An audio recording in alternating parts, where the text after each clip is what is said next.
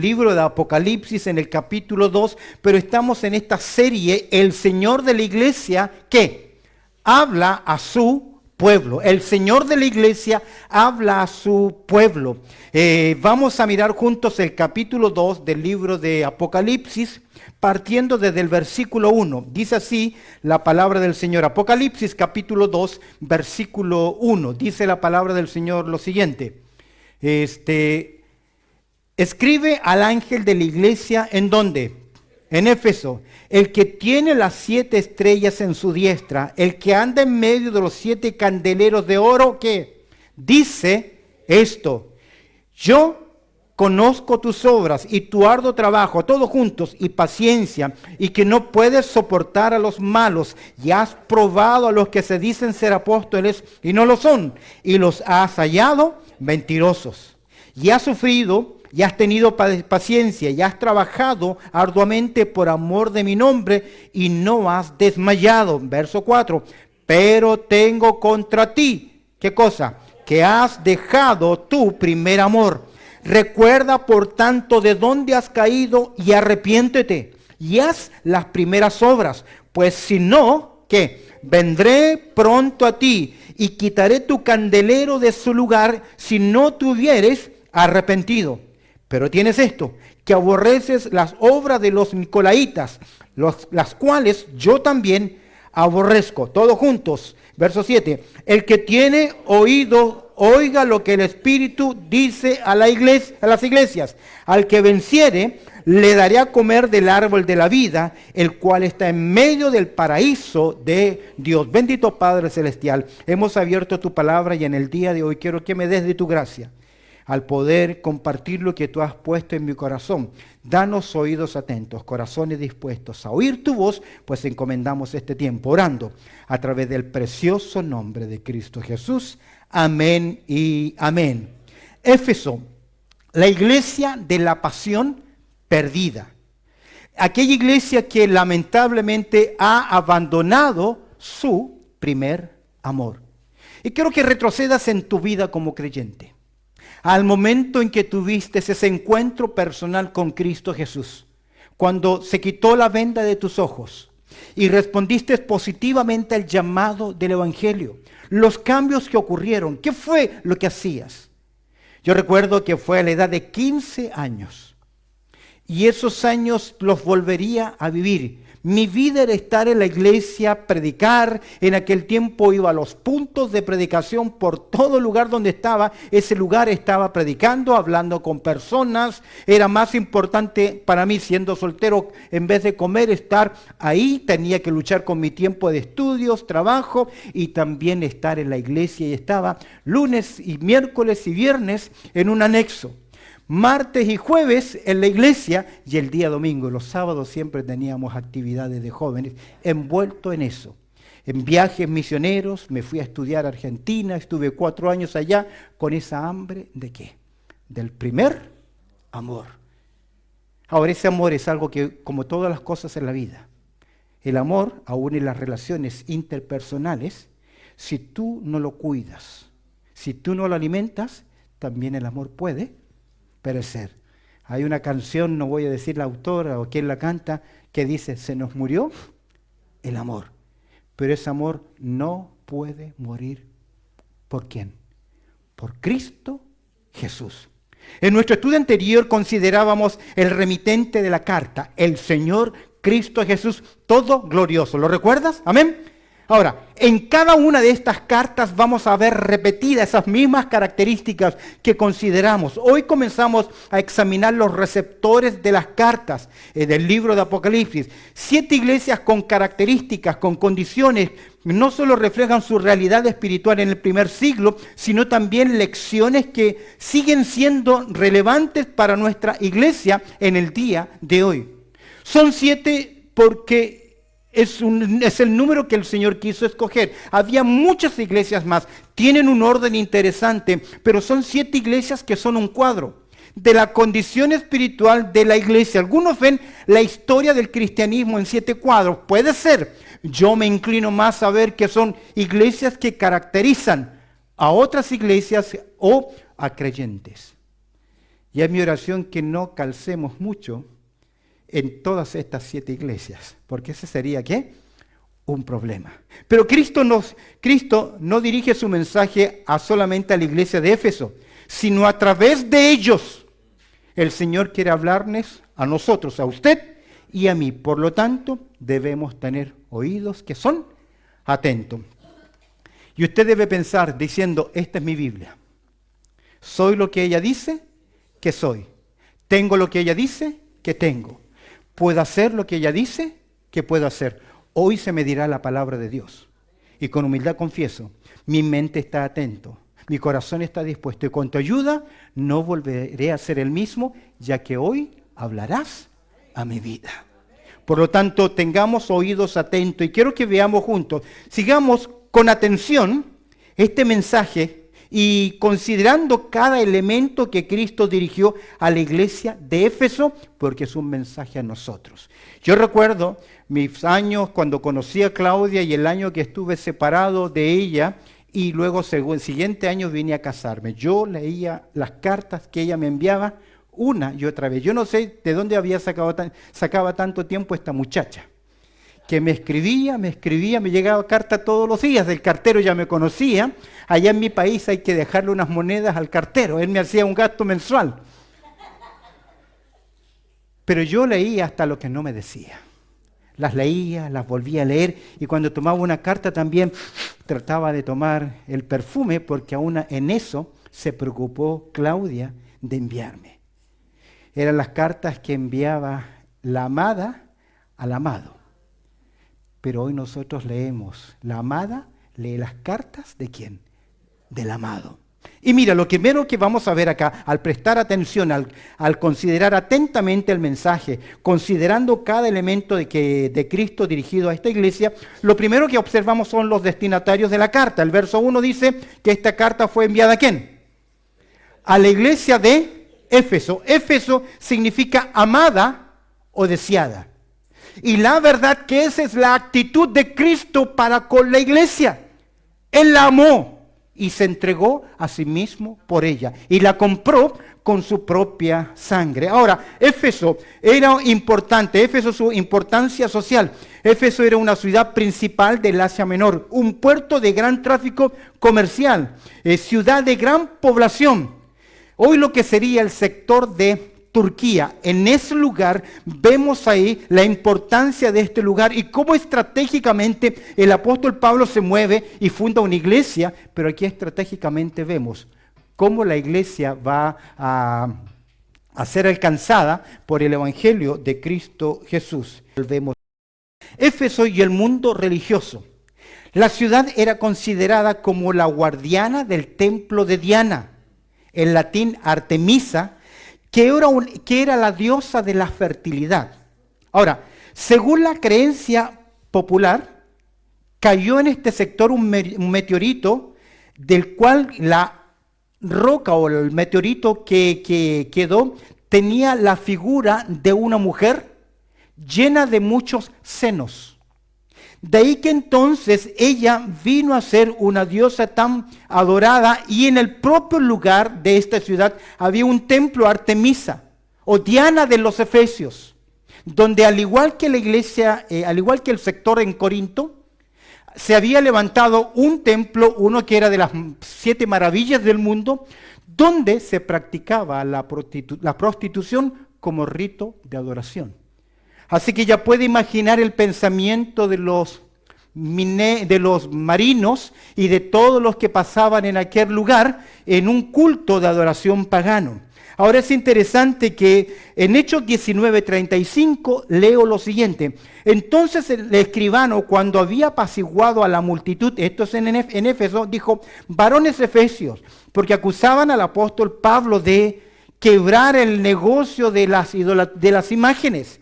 Varones efesios, ¿quién es el hombre que no sabe que la ciudad de Efesios es guardiana del templo de la gran diosa Diana y de la imagen venida de Júpiter?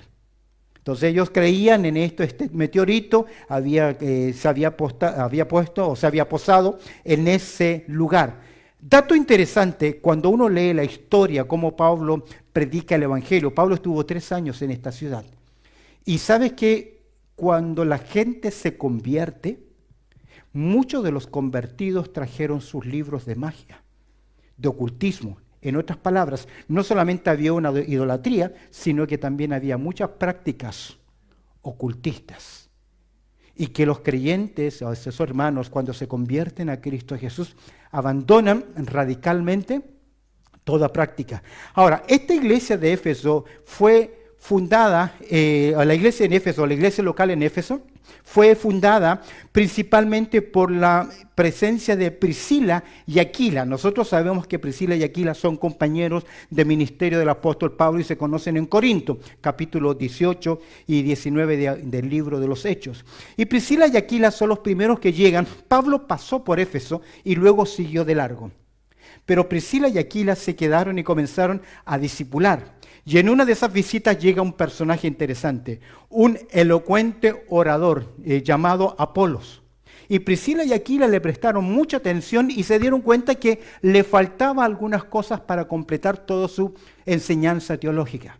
Y Priscila y Aquila lo toman aparte, lo orientan, le presentan claramente el mensaje y se convierte en uno de los oradores interesantes dentro del Nuevo Testamento. Ellos orientaron a Apolos, quien continuó enseñando en Éfeso. Finalmente, Pablo, en su tercer viaje misionero, viene a Éfeso y él se establece cerca de 3 años. Pablo, de hecho, estableció un instituto bíblico en Éfeso. Cuando Pablo llama a los líderes en Mileto rumbo a Jerusalén, Pablo le dice: yo por 3 años estuve con ustedes y no rehuí de anunciaros todo el consejo de Dios. Esta no era una iglesia cualquiera. Fue una iglesia, fue iniciada por Priscila y Aquila, fortalecida por Apolos, consolidada por el ministerio prolongado de Pablo y posteriormente guiada por hombres fieles como Timoteo y el propio escritor del Apocalipsis, que es Juan. Bueno, ya hemos visto en primer lugar el destinatario de la carta, la primera verdad. Veamos ahora la descripción de Cristo para esta iglesia.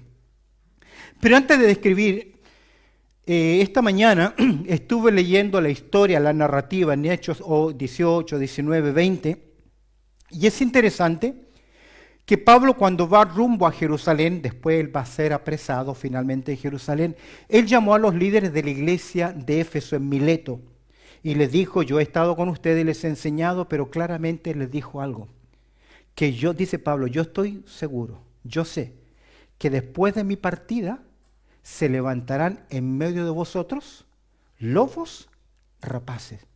Es decir, hermanos que tal vez estaban en el liderazgo o pseudo hermanos que intentarían enseñar falsa doctrina dentro de la propia iglesia. Cuando uno lee la carta a los Efesios, Pablo dice que no se dejen mover fácilmente, ni se dejen llevar por vientos de doctrinas y por estratagemas de hombres. Y Pablo les agrega en Efesios: no se dejen engañar. No se dejen engañar.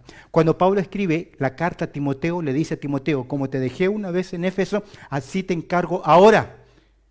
Y Pablo y Timoteo en Éfeso tenía que enfrentar la falsa enseñanza. A veces son falsos hermanos, falsa oratoria, falsas cosas que se dicen. Y puede ser también. Y ninguna iglesia está exenta de qué, de esto. Pero déjame decirte algo. Esta fue una iglesia tremendamente privilegiada. Tuvo la mejor enseñanza doctrinal. Pero a pesar de, vamos a ver su fracaso. Mira la descripción de Cristo para la iglesia, el verso 1. El que tiene las 7 estrellas en su diestra. Por el estudio anterior vemos entonces el que tiene, el que posee fuertemente en la mano de poder, en las estrellas. Recuerda que las estrellas representan los predicadores, los ángeles, los mensajeros. No son ángeles enviados a la iglesia como seres celestiales, sino que son los mensajeros de cada iglesia, ya sea que se llamen pastores, ancianos, obispos.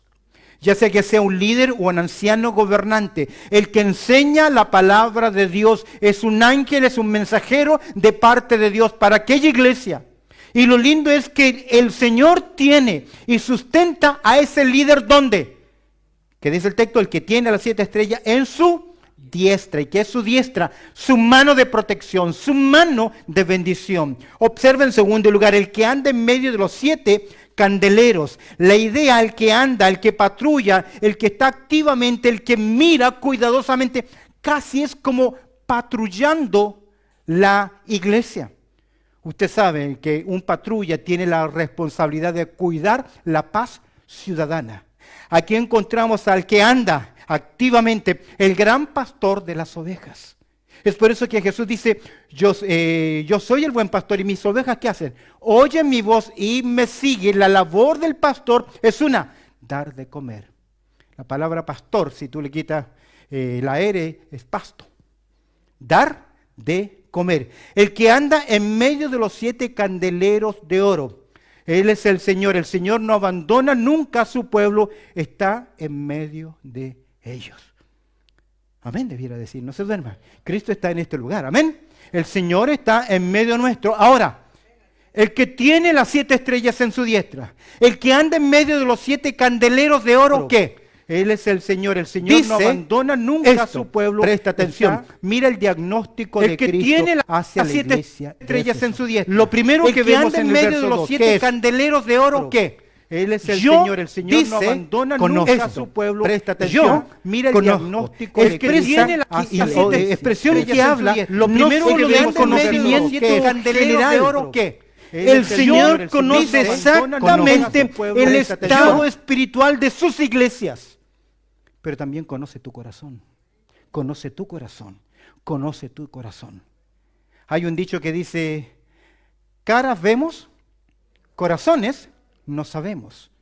Y es posible que tú puedas cantar con todo tu corazón y venir acá y parecer tremendamente espiritual, pero escúchame bien, hay alguien que sí te conoce. Aún más que el hombre o la mujer que duerme a tu lado. Porque conoce tu interior. Ahora, el que ve, dice, yo conozco en primer lugar ¿qué? Tus obras. Mira el texto, verso 2. Yo conozco tus obras. Los creyentes en Éfeso era una iglesia, no era una iglesia inactiva. Era una iglesia activa, dinámica, que tenía obras. Obras son importantes en la vida de los creyentes. Escúcheme bien, las obras son importantes y la iglesia de Éfeso lo sabía. Porque Pablo les escribió en el capítulo 2, verso 10 que ellos debían caminar en las obras que Dios preparó, ¿qué? De antemano en ellas. Son importantes, pero las obras son temporales. Lo más importante es hacer la obra de Dios. Porque todo lo demás que tú haces, si invertir, construir, hacer, adquirir, es importante. Pero nada de eso te vas a llevar. Y hay personas creyentes con tanto potencial para servir al Señor que poco a poco comienzan a alejarse más a este mundo, como le ocurrió a Demas. Y no me digas, eso no me va a ocurrir a mí, porque puede que ya estés eclipsado en eso. Por eso el que piense estar firme, mire que no caiga. El Señor conoce las obras, conoce tu obra. Tu arduo trabajo, no simplemente trabajo, sino trabajo duro. Lo que ellos realizaban, las cosas que hacían para Dios. Esta es una iglesia que tenía mucha actividad, pero no confundas actividad con activismo, porque a veces el activismo es para el ojo de los hombres. Pero el Señor mira lo que está en el corazón del hombre. Usted puede hacer cosas para el ojo del hombre y ante los ojos de Dios no valen. Cuando tú haces algo y recibes toda la recompensa y toda la alabanza, te robaron algo. Te robaron algo. La bendición del reconocimiento, allá arriba. Recuerda que nuestro verdadero banco, ¿dónde está? ¿Dónde está nuestro verdadero banco? ¿Cómo están tus divisas en ese banco? ¿Cómo están tus divisas? Tu arduo trabajo. Creo que los ministerios deben darse en la medida de las necesidades que tenemos. Y esto es importante pensarlo a veces. Iglesias pequeñas tienen todo un sistema de actividades y cosas y escuelas dominicales y todo lo demás. Yo siempre me evalúo la escuela dominical. Si nos vienen alumnos, ¿para qué tenerla? Porque no queremos llenarnos de ¿qué? De actividades. Queremos hacer lo que es necesario y efectivo. Pero a veces nos llenamos tanto las manos de tantas cosas que no tenemos el tiempo para hacer las cosas de Dios como son debidas y correctas. El Señor que conoce de ellos su obra, su trabajo y también su paciencia. Y la idea de paciencia es que tenían la capacidad de soportar a circunstancias que eran adversas. Ellos querían ser fieles. Pero paciencia ¿en dónde? ¿En qué? ¿Pero en qué? ¿Qué estaba pasando? A veces nosotros no sabemos. Pero hay hermanos y hermanas que están pasando por momentos tremendamente difíciles, de necesidades. Y gloria a Dios por aquellos hermanos y hermanas que no están todo el tiempo quejándose. Ay, que no tengo, ay, que no soy, ay, que no puedo, y quejándonos todo el tiempo. Todo eso debe ser conocido ¿por quién? Por Dios, y tú aprender a tener ¿qué? Paciencia. Aprender a tener paciencia. Mira, el verso 2 dice también discernimiento, y que no puedes soportar, no cargas. No soportan a ¿quiénes? A los malos. Gente perversa, con malas intenciones. La palabra malo acá es perverso, es decir, no que hacen cosas malas, sino que tienen intenciones malas. La palabra es cacos, de donde nosotros sacamos el término los caquitos. ¿Recuerda el Chapulín Colorado, los caquitos que eran dos ladrones? Son aquellos que hacen intenciones que son malas y que no puedes soportar a los malos y has probado. Tienen la capacidad de discernir, de hacerlos pasar por el escrutinio de las Escrituras. Los han puesto a prueba. A los que se dicen ser ¿qué? Mira, ¿cómo se llamaban estos falsos maestros? ¿Cómo se autoproclamaban? Como apóstoles. Como apóstoles. ¿Pero qué? Y no lo son. ¿Cuánta gente creyente o aparentemente creyente sigue absolutamente las verdades de ciertos apóstoles que los llevan por el camino del error? Son ministerios grandes, pero están conduciendo a las personas a la condenación, porque hoy no hay apóstoles. Hubo apóstoles. Y aquí lo vemos, el creyente que conoce la palabra de Dios es capaz de discernir. Y has probado, y no lo son. Pablo ya se los había advertido. De entre vosotros se levantarán lobos rapaces. La intención es detrás del dinero de la gente. La iglesia de Éfeso conocía la palabra, por lo tanto podían discernir. Tenían pureza doctrinal. Pero aunque tú tengas buena doctrina, no te exime de un corazón equívoco. ¿Y los has hallado qué? Tras la prueba, los hallaron mentirosos, falsos. Los hermanos de Éfeso eran grandes conocedores, conocían los principios, tenían convicciones doctrinales. A veces a mí me entristece que hay personas que abandonan la iglesia y se van a iglesias que no son de sana doctrina. Y la pregunta es, ¿qué fue lo que pasó? ¿Qué fue lo que aprendieron? ¿Cómo no lograron aplicar qué? Discernimiento. No todo aquel que carga una Biblia es cristiano, y de hecho Satanás conoce la Biblia más que todos nosotros juntos. Mira el sufrimiento y la paciencia de ellos y el trabajo, verso 3. Y has sufrido y has tenido paciencia. No sabemos en qué has sufrido, no sabemos cómo sufrieron. Es un estado continuo. Ellos estaban soportando dificultades difíciles. A veces no sabemos, pero hay personas que luchan mucho. A través de los años acá en Australia hay personas que luchan mucho, algunos por poder quedarse de forma correcta en el país, y es todo un día, todo un tiempo una carga difícil. O la carga que a veces llevamos por nuestros hijos, por sus decisiones, buenas o malas decisiones. A veces son enfermedades, situaciones prolongadas, y qué de las enfermedades que ya son clínicas, enfermedades que ya tienes que aprender a vivir con ellas. Y de hecho una persona con una enfermedad ya permanente, si no cuida su corazón, se vuelve muy demandante de los demás, exigente de los demás. Y has sufrido y has tenido paciencia y has trabajado arduamente por amor de qué. ¿Por qué lo hacían? ¿Por qué usted hace lo que hace? ¿Por qué hacemos lo que hacemos? Porque Él nos amó primero. Y no has, ¿qué? Desmayado. Aquí está el punto. Hay mucha gente que comienza bien, pero termina, ¿qué? Mal. Aquí el punto es saber mantenerse en la carrera.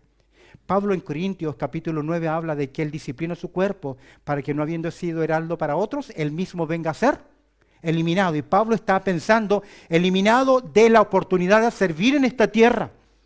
Tenga paciencia, mientras Dios te da vida, tienes que servir al Señor. Pero es que yo ya no puedo ni siquiera moverme. Puede ser cierto, pero usted tiene la oración. Usted tiene la generosidad. Hay ministerio en el desayuno, usted puede traer, compartir. Y eso también sigue siendo servicio, trabajo y ministerio. Y has trabajado arduamente por amor de mi nombre y no has, ¿qué? Desmayado. ¿Sabe qué te dice el Señor? Yo conozco. Yo lo sé. La motivación correcta. Mira, en verso 6 dice que ellos aborrecían la práctica de los nicolaitas. Verso 6. Pero tienes esto. ¿Qué tiene? Que aborreces la obra de los nicolaitas. No sabemos bien quiénes son los nicolaitas, pero se tiende a creer que era un grupo, una casta que comenzó a elevarse por sobre el nivel de los demás. La palabra nicolaita es la palabra de dos composiciones. Nico, que significa guía, dirigente, y laos, que significa pueblo. Y es posible que aquí comenzaba a surgir los que en un momento serían el clero y los otros serían los laicos. Que comienza a elevarse un grupito importante que somos los que mandamos dentro de la iglesia. Nadie manda dentro de la iglesia, Cristo es el que manda en la iglesia. Todos somos siervos. Ahora, si hay un organigrama, si hay un formato, pero no somos dueños de la obra del Señor. Dios es el soberano de la iglesia, pero tienes esto, que aborreces a la obra de los nicolaitas, las cuales, mira lo que dice el Señor, yo también aborrezco. Un diótrefes en la iglesia, Dios lo aborrece, un soberbio. Y a veces se da mucho esto cuando se te da a cargo un ministerio y crees que eres el dueño de ese ministerio. No te olvides, tú eres un siervo. Aún se protege esa mentalidad acá en Australia, que el que está detrás de un mesón en un área pública está para servir, para ayudarte. Ojalá que Australia no lo pierda. Pero en nuestros países, el que está detrás de un escritorio es dueño. Me hace sentir que estoy haciendo un favor, cuando el funcionario me debiera decir, estoy aquí ¿para qué? Servirte. Hay una serie que se llama New Amsterdam, me encanta, porque el doctor principal, el director, dice, ¿qué puedo hacer por ti? Esa es tu actitud. Esa es tu actitud, la cual yo también aborrezco. ¿Qué aborrece el Señor? La soberbia, la arrogancia.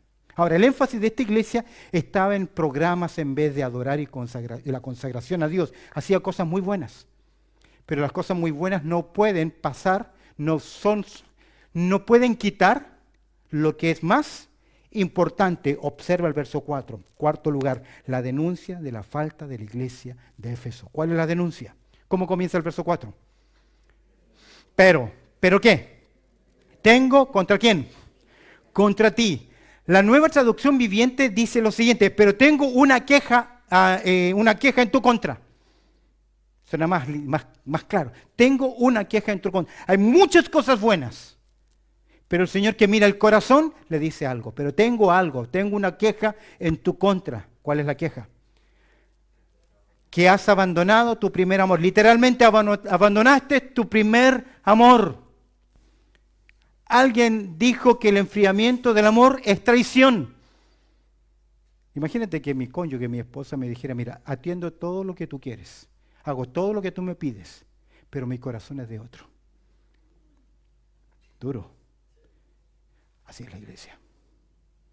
Queremos hacer muchas cosas, pero en el fondo, ¿dónde está tu corazón? ¿Dónde está tu corazón? ¿Sabe dónde está? ¿Dónde está tu tesoro? Por eso es que algunos pierden el tiempo ¿en qué?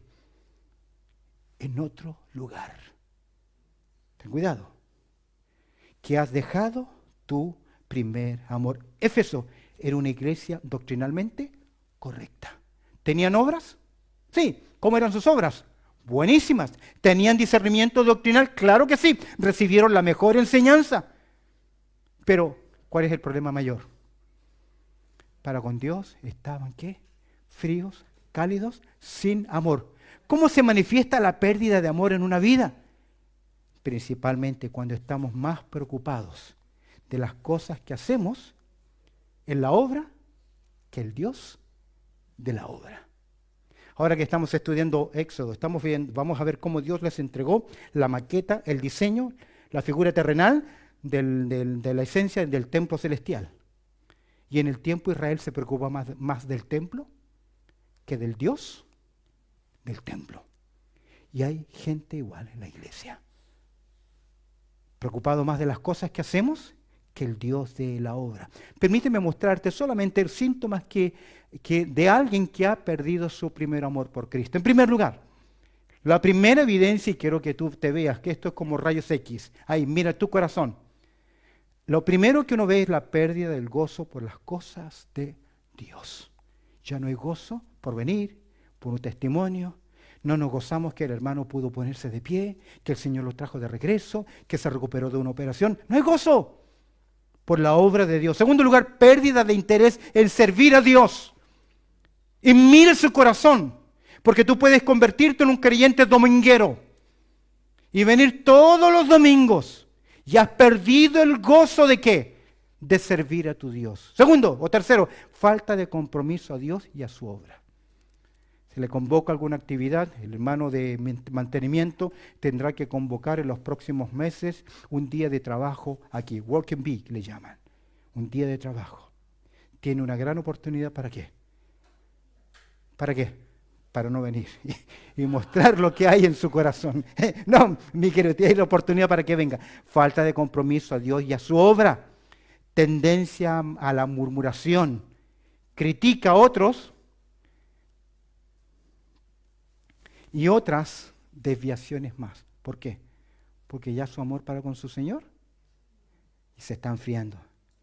Y obviamente tendrá tendencia ¿a qué? A las divisiones. Se quejará por cosas que son innecesarias. Levantará la voz por cosas que son innecesarias. Pero eso lo llevará ¿a qué? No lo hago, no comparto, no estoy, no quiero, no me gusta. Y su corazón comienza ¿a qué? A enfriarse. Mira la directriz del Señor. Mira la directriz de Cristo a la iglesia de Éfeso. Verso 5. Aquí vamos a ver la respuesta básica, medular, que es la respuesta para su vida y para mi vida en muchas áreas de la vida. Si he roto mis compromisos, si he sido infiel, si estoy fallando, si he perdido mi primer amor, si me he alejado, aquí está la clave en 3 palabras. Recuerda, arrepiéntete y vuelve. Recuerda, arrepiéntete y ¿qué más? Y vuelve. Repite conmigo. Recuerda, arrepiéntete y vuelve. Eso es, mira en primer lugar atrás. Recuerda. Mira en primer lugar atrás y recuerda. Recuerda, por tanto, de dónde que has caído. Este es el paso donde tenemos que mirar atrás y recordar lo que perdimos, lo que Dios hizo por nosotros. Es recordar esa verdad que es clave en nuestro corazón y en nuestras vidas. ¿De dónde me rescató el Señor? ¿Qué es lo que el Señor ha hecho en mi vida? ¿Qué hizo el Señor por ti? No es poco. Es tremendo y es eterno. No irás a la condenación, irás al cielo, a la presencia de Dios, a gozar de vida por toda la eternidad. De ahí te rescató el Señor. Esa es la gran gracia del Señor. Por eso Pablo dice, si vivimos, para Él vivimos. Deja ya de jugar a la religión. Recuerda lo que Dios ha hecho en tu vida, lo que Dios hizo por nosotros. Quiero que veas algo, cómo el corazón olvida tan fácilmente.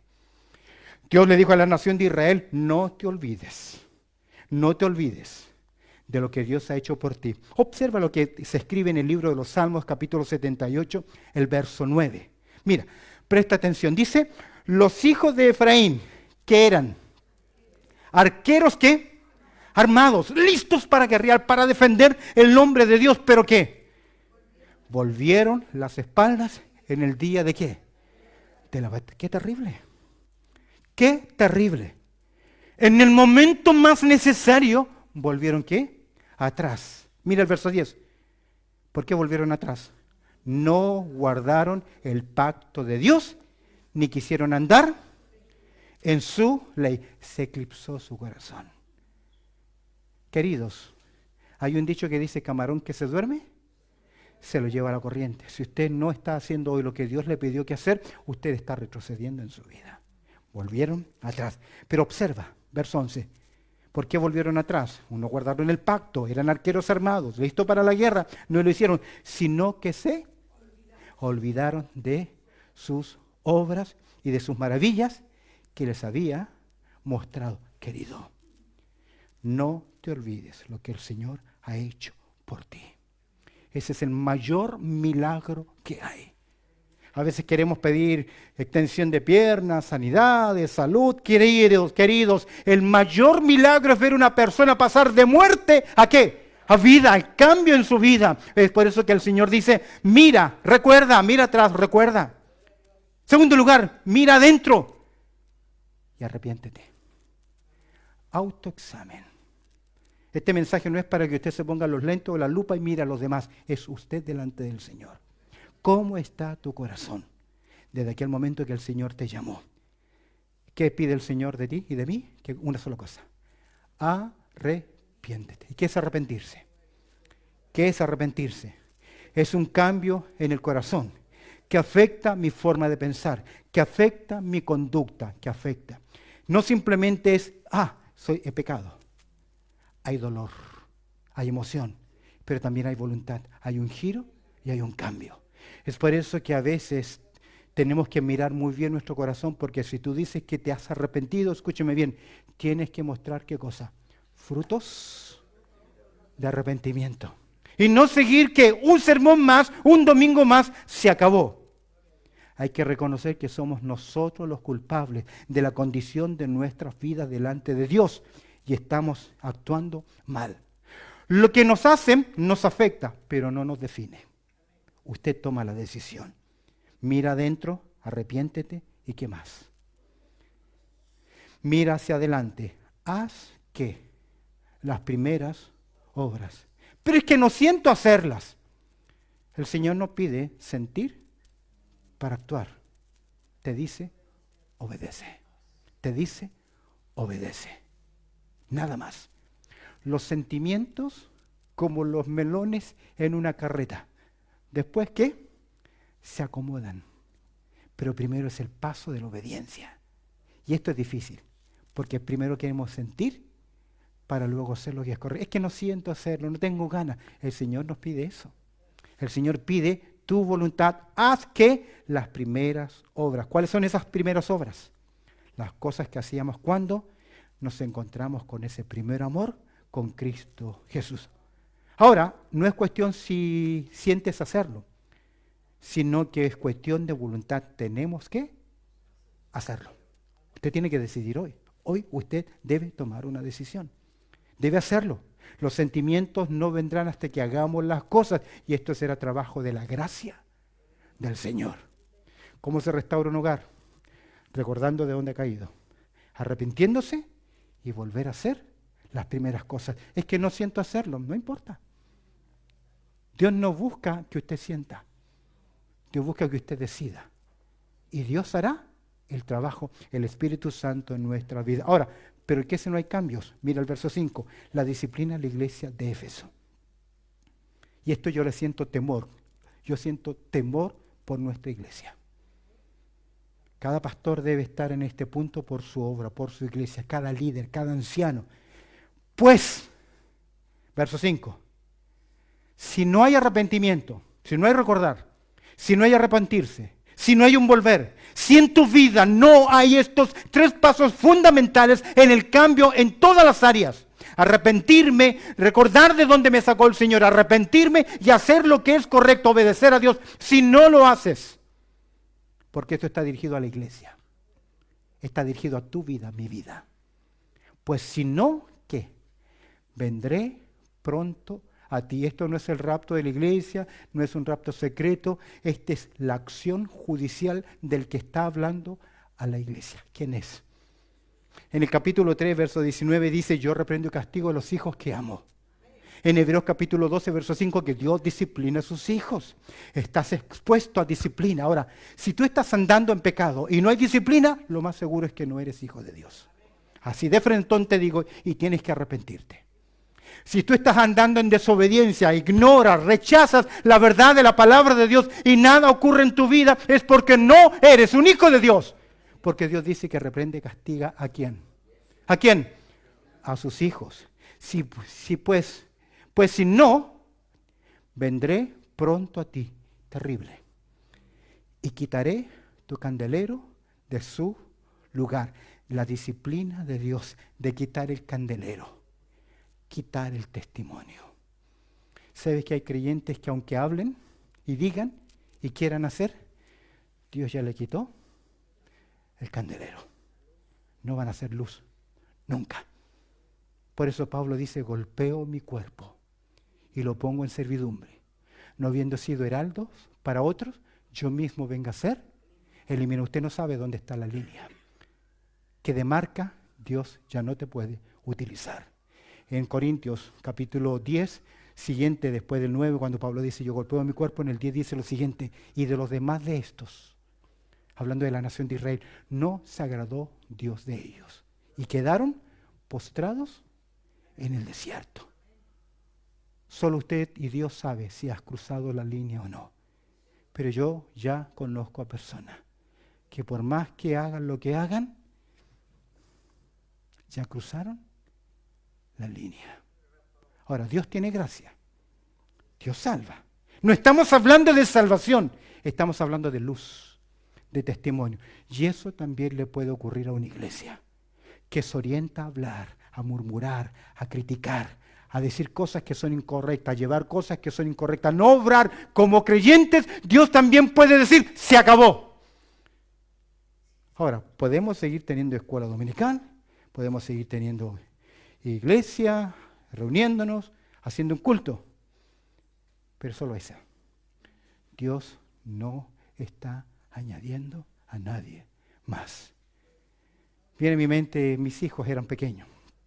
Les habíamos regalado juguetes y había un micrófono y Jonathan tenía una guitarra y había una batería y estaba Jonathan dirigiendo y Joel quiso venir a hacer algo y Jonathan se agacha y le pega a su hermano y le dice, siéntate ahí. Discutiendo, peleando, porque eran niños. ¿Jugando a qué? A la iglesia. ¿No estás tú haciendo lo mismo? Yo conozco tus obras. A Dios no lo engañamos. Y quitaré tu candelero de su lugar. ¿Por qué? Si no te hubieres, ¿qué? Arrepentido. Qué tremendo. Icabor. Icabor es una expresión antigua. Cuando Dios quita su gloria.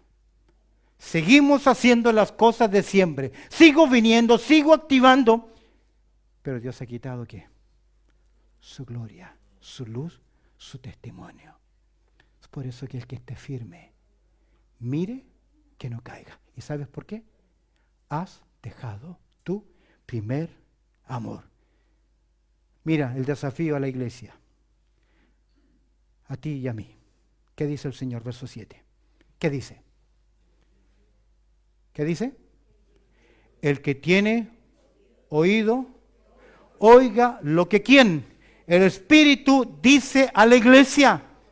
Pero ¿no es Cristo el que está hablando? Pero aquí dice que es ¿quién? Es que no hay ninguna contradicción. Trabajan en conjunto. Mayor es el que está en vosotros que el que está en el mundo. ¿Sabe quién está en nosotros? El Espíritu Santo que hace real ¿a quién? A Cristo en nuestras vidas. Pero aquí vemos un requerimiento que es general. El que tiene oído, oiga lo que el Espíritu dice ¿a quién? ¿A Éfeso? ¿A Esmirna? ¿A Teatira? ¿A Sardis? ¿A la Odisea?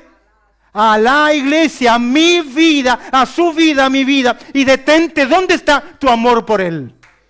¿Dónde está tu amor por Él? ¿Cómo se evidencia tu amor? ¿Solo obras? Arrepiéntete. Recuerda dónde has caído. Ya las primeras obras. Es posible que más de alguien en este auditorio esté oyendo físicamente, pero no está oyendo ¿qué? Espiritualmente. Me acuerdo con Claudia que una vez en una reunión femenil, no es en esta iglesia ni en Villawood para que no quiero ubicarla, pero fue acá. Se invitó a una hermana a predicar en esa actividad de mujeres. Ya alguien salió diciendo, muy lindo el mensaje. Me entró por aquí, me salió por acá. Hoy usted tiene que ir con su mensaje, que el Señor le dice. Y desde hoy mostrar con un estilo de vida diferente su amor por Él. Cantábamos, mi amor por ti, tu amor por mí, mi amor por ti. Mira el requerimiento, pero mira acá, aquí la recompensa. ¿Cuál es la recompensa? O la promesa, es recompensa, se me olvidó cambiar. Requerimiento y recompensa. Al que venciere. ¿Quién es el que vence? ¿Quién es el que vence? ¿Es usted un vencedor? Tiene que decir más fuerte, ¿es usted un vencedor? Amén, porque ¿quién es el vencedor? Mira lo que dice la palabra de Dios en Juan, 1 de Juan 5. Porque todo lo que es nacido de Dios, ¿qué? Vence al mundo. ¿Usted nació de nuevo? Amén. Y esta es la victoria que ha vencido al mundo. ¿Qué? Nuestra fe ¿en quién? En Cristo Jesús. ¿Quién es el que vence al mundo sino aquel que cree que Jesús es quien? El Hijo de Dios. ¿Es usted un creyente? Es un vencedor. Viva en victoria. Viva en triunfo, no viva en la derrota. No viva todo el tiempo en los valles de sombras y de muerte. Pero aunque se sienta en ese lugar, recuerda que el Señor está a nuestro lado, aunque ande por eso. Pero no viva en valles de sombras y de muerte. Levante alas. ¿Alas como qué? Como águilas, no como palomas. Las palomas huyen del peligro. Las águilas se remontan por sobre las crisis de la vida. Es toda persona. ¿Quién es el que venciere? Toda persona que ha reconocido a Cristo como ¿quién? Como el Señor, como el Salvador de su vida. Así que ¿es usted un victorioso? Con más fuerza, ¿es usted un victorioso? Amén. Mira lo que dice el Señor. Le daré. Él me va a dar, Él te va a dar. Le daré a comer ¿de qué? Del árbol de la vida. El árbol que le fue prohibido a Adán y Eva. Y que Dios quitó de esta tierra. ¿Por causa de qué? Del pecado. Este árbol de la vida, de acuerdo a Apocalipsis 22, 2, 14, 19, está en el cielo. Y cuando estemos en el cielo, disfrutaremos de la vida per seculum seculorum. Por siempre, jamás. ¿Por qué? Porque habremos comido del árbol de la vida, el cual está en medio de ¿qué? ¿En medio de qué? Del paraíso de Dios, palabra persa, que significa el lugar de hermosura, en los jardines, el lugar bello que el Señor fue a preparar. Ese es su destino. Pero sé fiel a tu Señor. El ejemplo de la iglesia de Éfeso nos advierte solemnemente que la ortodoxia doctrinal y el servicio diligente jamás pueden sustituir un corazón ardiente por Dios. Puedes jactarte, yo voy a una buena iglesia y tengo un buen enseñador, un buen pastor y conozco sana doctrina. No te sirve si no tienes un corazón ferviente. ¿Por quién? Por Cristo Jesús. Ahora, corazón ferviente no es emociones, ni gritos, ni nada. Es fidelidad a lo que Dios nos pide. Porque Jesús dijo así, si me amáis, ¿qué? Guardad mis mandamientos. Es por eso que sobre toda cosa guardada, guarda el corazón. El creyente debe volverse a Dios con humildad y confesión y dependencia total de su misericordia, tal como lo exhortó el profeta Oseas. Mira lo que dijo el profeta Oseas. Oseas capítulo 14, verso 1. Dice, todos juntos, vuelve, oh Israel, a Jehová tu Dios. ¿Qué le está diciendo? Vuelve, porque por tu pecado has caído. ¿Recuerda de dónde has caído? Llevad con vosotros palabra de súplica, arrepentimiento y volved a Jehová y decidle ¿qué? Quita toda iniquidad. Mira, esta es tu oración. Quita, Señor, de mi vida ¿qué? Toda iniquidad. Acepta el bien y te ofreceremos las ofrendas de nuestros ¿qué? Labios. no nos librará el asirio. No montaremos en caballos, y nunca más diremos a la obra de nuestras manos, Dios es nuestro, porque en ti el huérfano alcanzará, ¿qué cosa? Misericordia. ¿En quién? ¿En quién? Sencillo, porque no es con espada ni con ejército, sino con ¿qué? Con su Santo Espíritu en nuestra vida. Éfeso, una iglesia culpable de perder su primer amor. La iglesia de la pasión, dale clic, terminemos. La iglesia de la pasión perdida. Ahora autoanálisis. ¿Cómo está mi corazón? Quiero darte un minuto que inclines tu cabeza y cierres tus ojos, por favor. Y que tú preguntes en el silencio de tu corazón, ¿dónde estás? Recuerda de dónde has caído. Arrepiéntete. Tal vez es un buen momento para que usted le diga, Señor, perdóname. Señor, renuévame. Señor, cambia mi vida. Es usted frente a Dios. Tal vez tu lucha es con confiar demasiado en tus capacidades. Tu orientación solo a adquirir, a tener. Y te has olvidado de lo más importante. No es solo conocer, es comprender, pero también es cumplir. Que el Espíritu del Señor obre en su vida y en mi vida. Y si hay alguien que hoy necesita arrepentirse, hágalo porque Dios dice claramente, el que tiene oídos para oír, oiga lo que el Espíritu dice a mi vida. Bendito Padre Celestial, tú conoces nuestras vidas, nuestros corazones. Solo pido que tú añadas tu bendición y danos discernimiento y sabiduría, Señor, para mirar no simplemente las maravillas de tu ley, sino también nuestro propio corazón. Muestra, oh Dios, lo que yo no veo. Y si hice mal, no lo haré más. Trae sobre nosotros gracia y misericordia. Que tengamos un espíritu arrepentido. Confesar nuestra falta y buscar, Señor, hacer tu voluntad, porque queremos honrar tu santo nombre. Orando a través del precioso nombre de Cristo Jesús. Amén y amén. Dios te bendiga, hermano.